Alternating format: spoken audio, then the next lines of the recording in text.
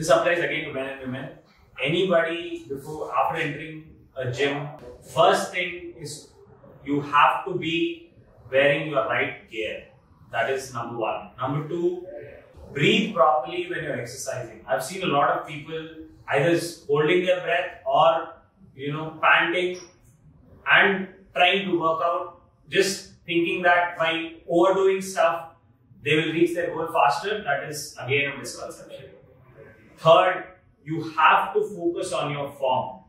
Whatever exercise it is, be it a deadlift, a squat, a bicep curl, a plank, any kind of exercise, first get your basics right, focus on your form and learn how to breathe when you exercise. So these are the predominant important things when it comes to do's. When it comes to don't overdo. Just because you're losing, say, 200-300 grams a week, do not overdo thinking that you will lose more. Because the whole cycle starts from training.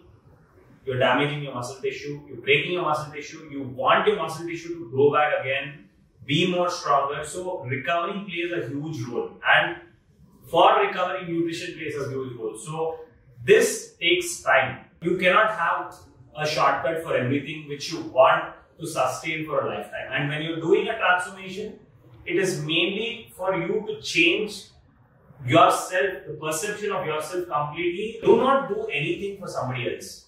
When you're doing this whole process of transformation, the whole process of life changing for yourself, then first focus on the basics.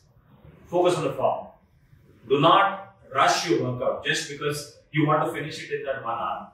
Put your mind what kind of exercise you are doing. For example, if you're doing a squat, make sure that you have your back tight, make sure that your weight is on the heel, make sure that your chest is upright and your center of gravity is inside your body. So these fundamentals, tick mark or checklist, you basically stay away from injuries, and that is a very key factor to keep you away from all the things which make you stay away from sticking to your program. So because when you are injured, you have to rest, take a break from your exercise program, which is not ideally what situation you want yourself in. So mainly you have to be consciously doing what you're doing in the gym and not just doing 1, 2, 3, 4. The count doesn't matter.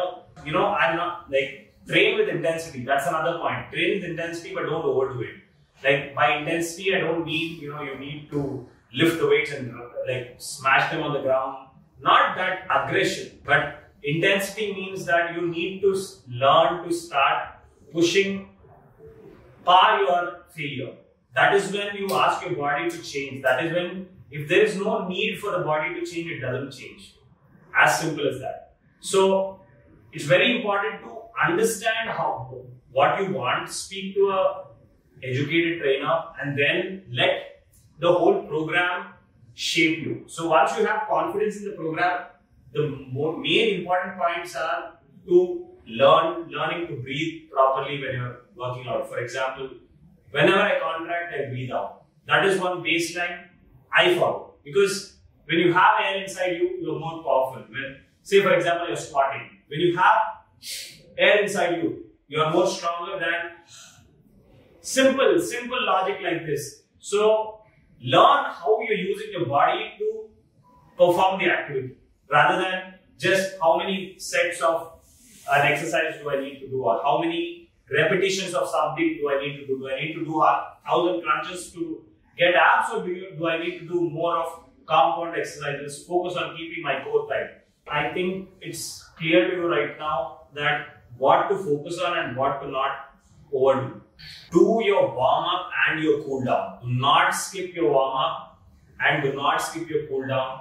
Stretch properly, because these three things are going to determine how warmed up your muscles are before even touching the weights. That makes you see when your body is hot. Like for example, in winter, when we get hit by any kind of, when you hit your toe, the pain level is too high. Why? Because your body is body temperature is very less. So warming up the muscles will make the muscles more elastic. Muscles are made up of elastic fibers. So the more you warm up your muscles before start touching any kind of compound lifting, keeps your blood flow in check and you stay away from injuries. That is number one. Now, stretching helps elongate the muscle tissue, which helps in better recovery. So, these are certain small things which people overlook because, like somebody on Instagram is doing an exercise, I want to do this and shoot. Okay, for what? If you have certain goals, it's very important for you to channelize those and make sure that you reach there because you're doing it for yourself. So that is pretty much it. So it's not rocket science. It's very simple. Warm up, do your compound lifting, stay away from injuries, cool down, stretch. Simple.